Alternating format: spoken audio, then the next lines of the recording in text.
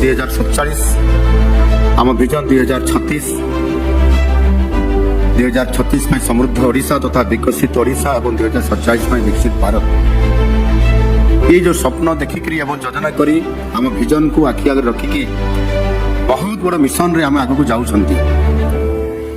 से प्रथम आमर यशस्वी प्रधानमंत्री नरेंद्र मोदी जी जो भाव में आमको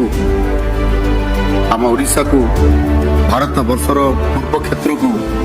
गुरुत्व आरोप कर पूर्वोदय कथा कहते एवं ओडिशा विकसित भारत ग्रोथ इंजिन काम कर अर्थनैतिक दृष्टिकोण आम श्रेष्ठ भारत वर्षर 5टी राज्य भितर आम प्रवेश करवा काम को पूरा करने निश्चित भाव में केंद्र सरकार सहयोग तथा डबल इंजिन हिसाब से आमको बहुत स्पीड रे आमको दौड़ा पड़े और से दृष्टिकोण आज निश्चित भाव में मोदी जी थरे नुह दी थर नुह माननीय प्रधानमंत्री जी 7 थर आम ओडिशा को आसी आगामी दिन में आसबार कार्यक्रम अच्छी।